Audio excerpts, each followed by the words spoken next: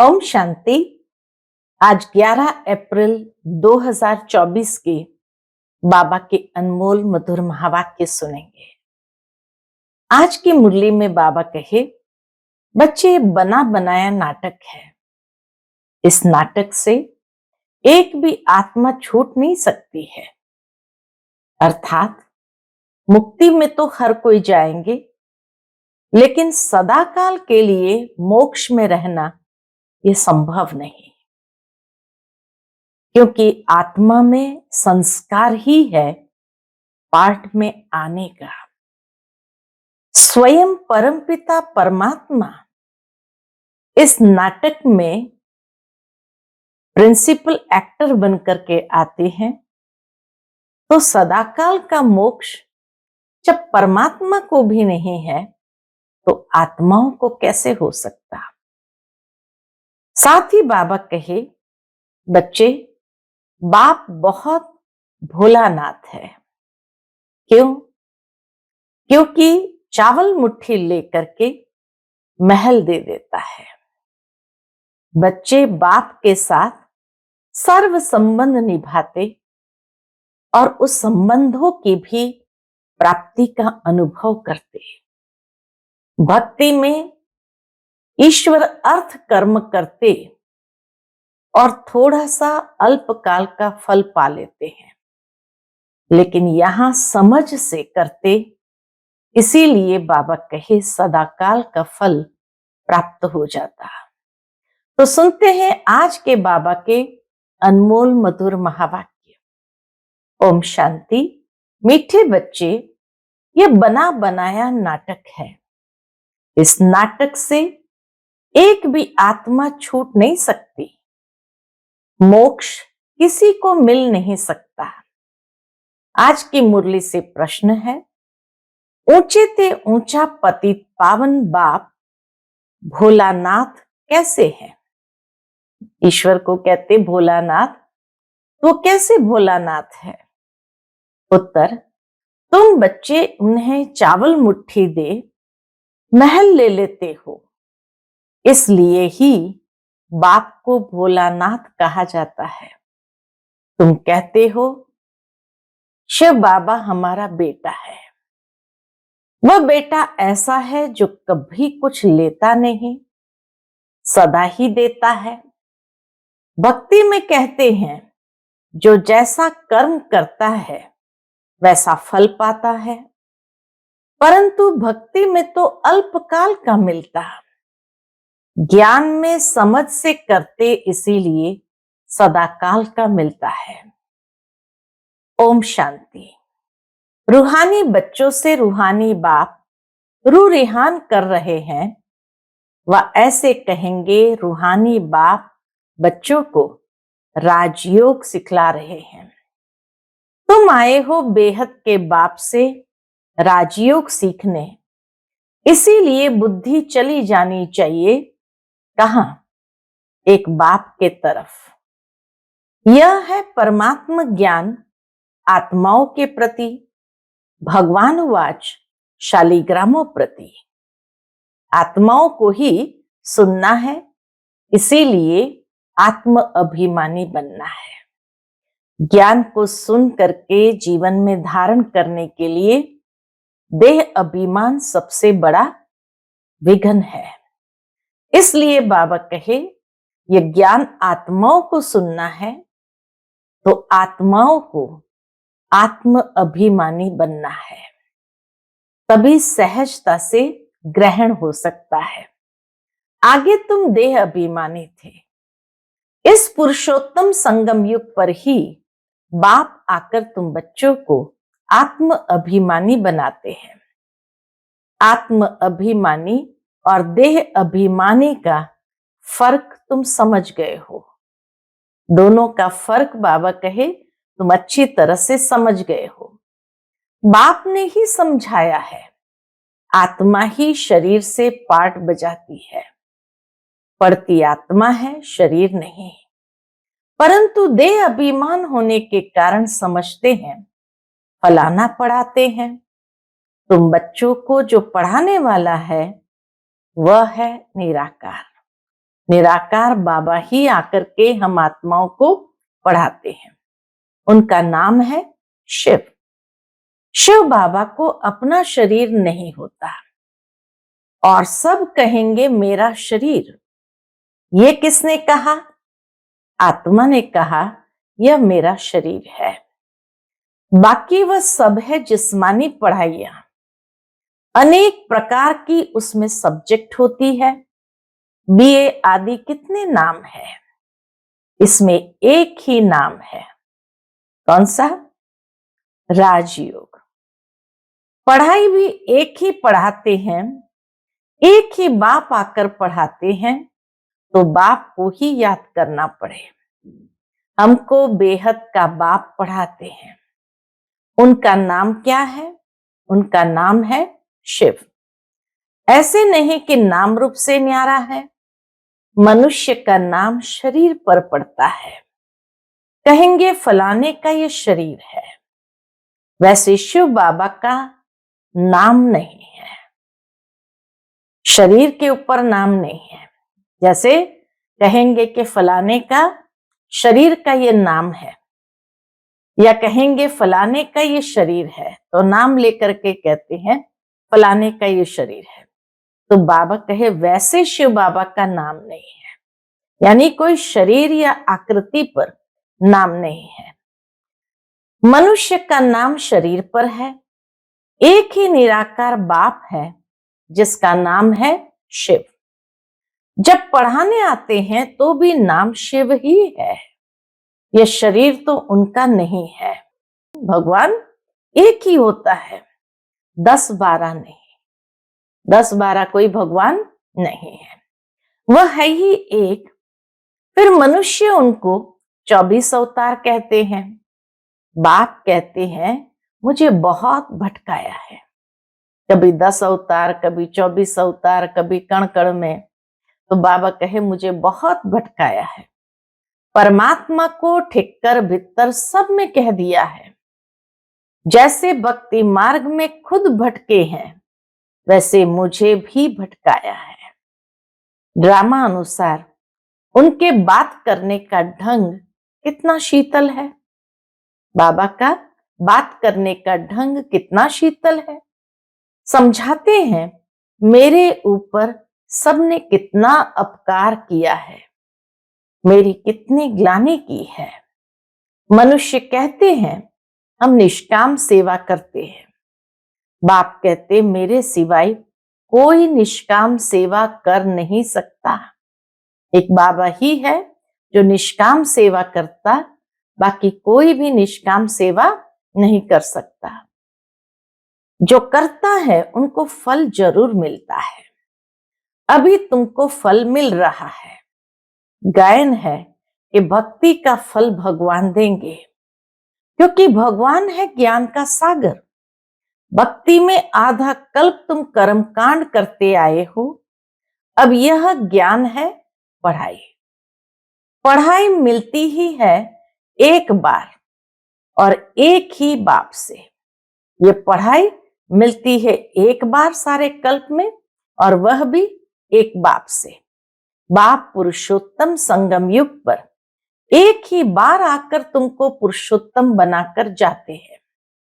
यह है ज्ञान और वह है भक्ति। आधा कल्प तुम भक्ति करते थे, अब जो भक्ति नहीं करते हैं उनको वहम पड़ता है कि पता नहीं भक्ति नहीं की तब फलाना मर गया, बीमार हो गया, परंतु ऐसे है नहीं। बाप कहते हैं बच्चे तुम पुकारते आए हो कि आप आकर पतितों को पावन बनाए, सबकी सदगति करो। तो अब मैं आया हूं। भक्ति अलग है, ज्ञान अलग है। भक्ति से आधा कल्प होती है रात, ज्ञान से आधा कल्प के लिए होता है दिन। राम राज्य और रावण राज्य दोनों बेहद है, दोनों का टाइम बराबर है। 2500 वर्ष, 2500 वर्ष, 2500 वर्ष राम राज्य, 2500 वर्ष रावण राज्य। तो बाबा कहे दोनों का टाइम बराबर है। इस समय भोगी होने के कारण दुनिया की वृद्धि जास्ती होती है, आयु भी कम होती है। वृद्धि जास्ती न हो उसके लिए फिर प्रबंध रचते हैं, मनुष्य प्रबंध रचते हैं। तुम बच्चे जानते हो, इतनी बड़ी दुनिया को कम करना तो बाप का ही काम है। बाप आते ही है इसलिए इस दुनिया की आबादी को कम करने, पुकारते भी है बाबा आप आकर अधर्म विनाश करो, अर्थात सृष्टि को कम करो। दुनिया तो जानती नहीं कि बाप कितना कम कर देते हैं, कहां 800 करोड़ और कहां 9 लाख। थोड़े मनुष्य रह जाते हैं, बाकी सब आत्माएं अपने घर चली जाती है। फिर नंबरवार पाठ बजाने आती है। नाटक में जितना पाठ देरी से होता है वह घर से भी देरी से आते हैं। अपना धंधा आदि पूरा कर बाद में आते हैं। नाटक वाले भी अपना धंधा करते हैं, फिर समय पर नाटक में आ जाते हैं पाठ बजाने। तुम्हारा भी ऐसे ही है। पिछाड़ी में जिनका पाठ है वह पिछाड़ी में आते हैं। जो पहले पहले शुरू के पाठधारी है वह सतयुग आदि में आते हैं। पिछाड़ी वाले देखो तो अभी आते रहते हैं, कलयुग अंत तक भी आते रहते हैं। टाल टालियां पिछाड़ी तक आती रहती है। इस समय तुम बच्चों को ज्ञान की बातें समझाई जाती है और सवेरे याद में बैठते हो, वह है ड्रिल। आत्माओं को अपने बाप को याद करना है। योग अक्षर छोड़ दो, इसमें मूंझते हैं, कहते हैं हमारा योग नहीं लगता है। बाप कहते हैं अरे बाप को तुम याद नहीं कर सकते हो, क्या यह अच्छी बात है? याद नहीं करेंगे तो पावन कैसे बनेंगे? बाप है ही पतित पावन। बाप आकर ड्रामा के आदि मध्य अंत का राज समझाते हैं। यह वैरायटी धर्म और वैरायटी मनुष्य का वृक्ष है।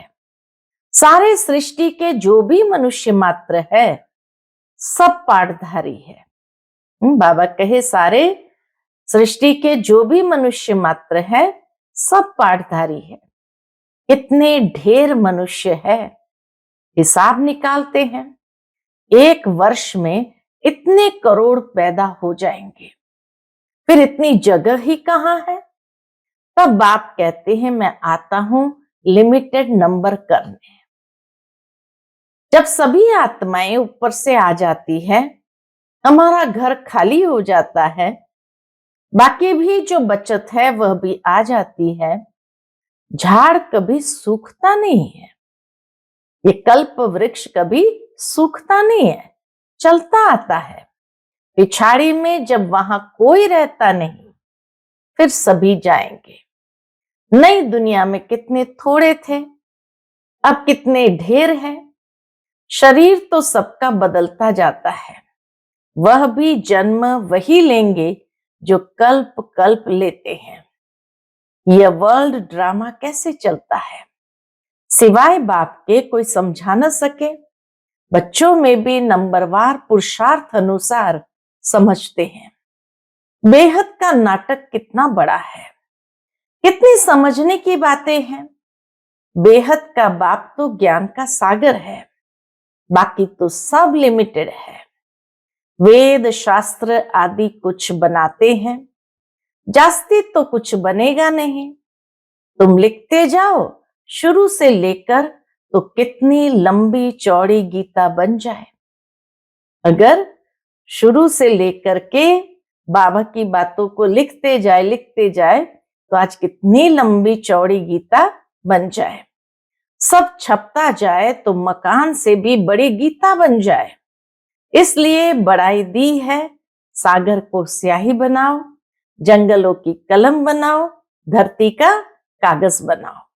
फिर यह भी कह देते कि चिड़ियाओं ने सागर को हब कर लिया।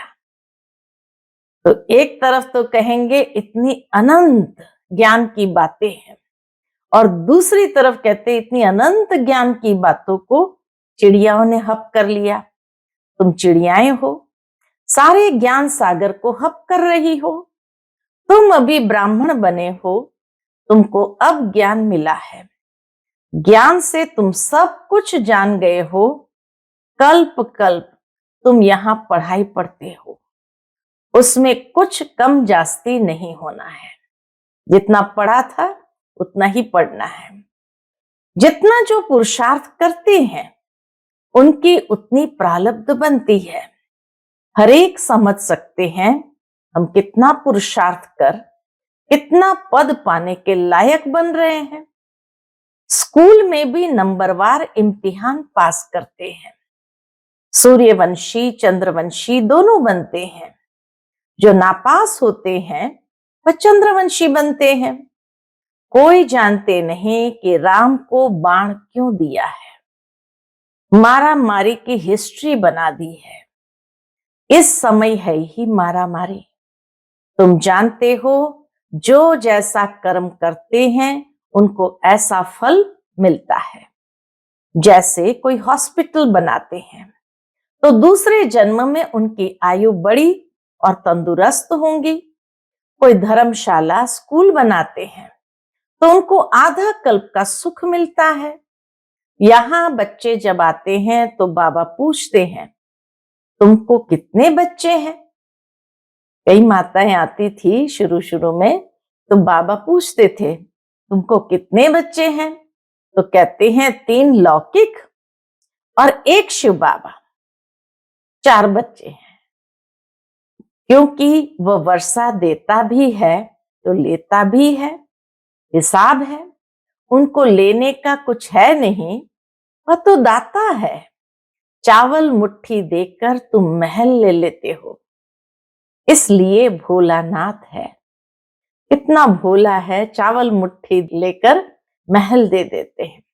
तो बाबा कहे इसलिए भोलानाथ है, पतित पावन ज्ञान सागर है। अब बाप कहते हैं ये भक्ति के जो शास्त्र है उनका सार समझाता हूं। भक्ति का फल होता है आधा कल्प का। सन्यासी कहते हैं ये सुख कागविष्टा के समान है, इसलिए घर बार छोड़ जंगल में चले जाते हैं। कहते हैं हमको स्वर्ग के सुख नहीं चाहिए। सन्यासी आदि कहते हमको स्वर्ग के सुख नहीं चाहिए जो फिर नरक में आना पड़े, हमको मोक्ष चाहिए। परंतु ये याद रखो कि ये बेहद का नाटक है।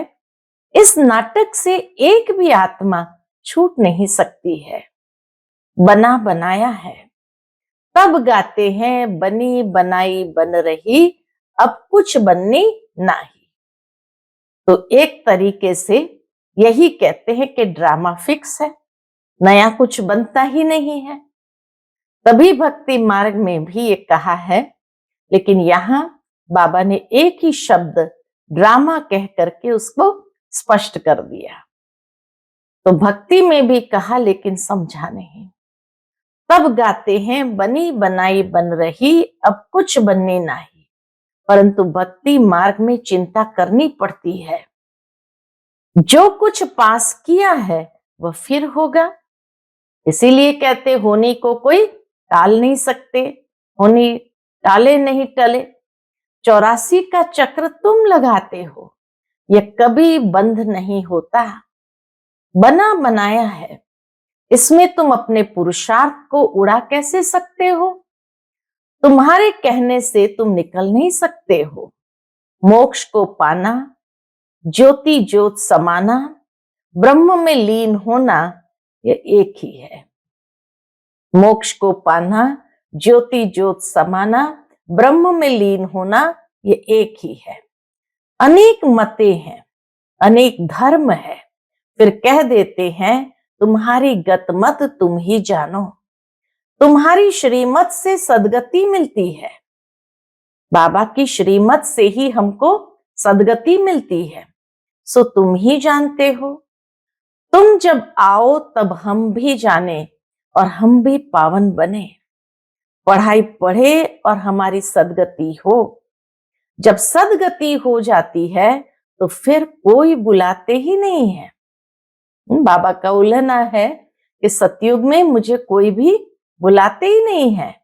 इस समय सबके ऊपर दुखों के पहाड़ गिरने हैं, खूने नाहक खेल दिखाते हैं और गोवर्धन पर्वत भी दिखाते हैं, गोवर्धन पहाड़ भी दिखाते हैं।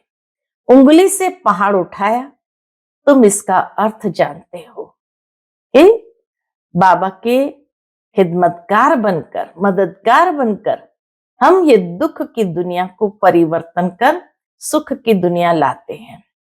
तुम थोड़े से बच्चे इस दुखों के पहाड़ को हटाते हो, दुख भी सहन करते हो।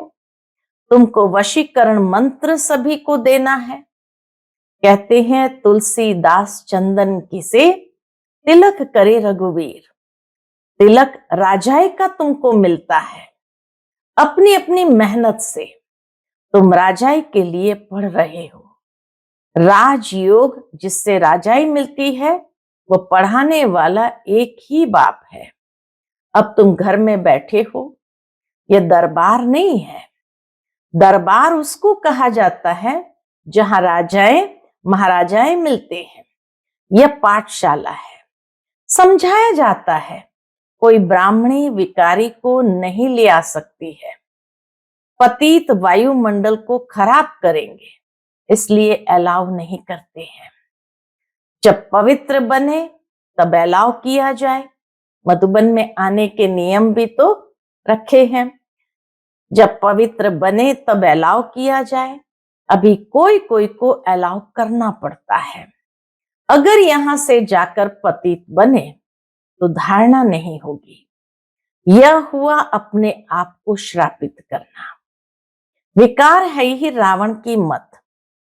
राम की मत छोड़ रावण की मत से विकारी बन पत्थर बन पड़ते हैं। ऐसी गरुड़ पुराण में बहुत रोचक बातें लिख दी है।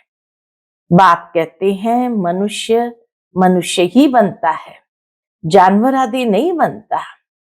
पढ़ाई में कोई अंधश्रद्धा की बात नहीं होती। तुम्हारी ये पढ़ाई है, स्टूडेंट पढ़कर पास होकर कमाते हैं। बाबा कहे स्टूडेंट पढ़कर पास होकर कमाते हैं। इसी तरह हम बच्चों को भी पढ़ाई भी करनी है, कमाई भी साथ करनी है। अच्छा, मीठे मीठे सिकिलधे बच्चों प्रति माता पिता बाप दादा का याद प्यार और गुड मॉर्निंग। रूहानी बाप की रूहानी बच्चों को नमस्ते। हम सभी रूहानी बच्चों की रूहानी माता पिता बाप दादा को याद प्यार, गुड मॉर्निंग और नमस्ते। नमस्ते, शुक्रिया बाबा, शुक्रिया। आज की मुरली से धारणा के लिए मुख्य सार है। पहली पॉइंट, वशीकरण मंत्र सबको देना है। पढ़ाई की मेहनत से राजाई का तिलक लेना है। इन दुखों के पहाड़ को हटाने में अपनी उंगली देनी है। दूसरी पॉइंट, संगम युग पर पुरुषोत्तम बनने का पुरुषार्थ करना है। बाप को याद करने की ड्रिल करनी है। बाकी योग योग कह मूंझना नहीं है। बाबा कहे योग योग करके मूंझना नहीं है। आज का बाप दादा का मधुर वरदान हम बच्चों के प्रति है। सेवा में विघ्नों को उन्नति की सीढ़ी समझ आगे बढ़ने वाले निर्विघ्न सच्चे सेवाधारी भव।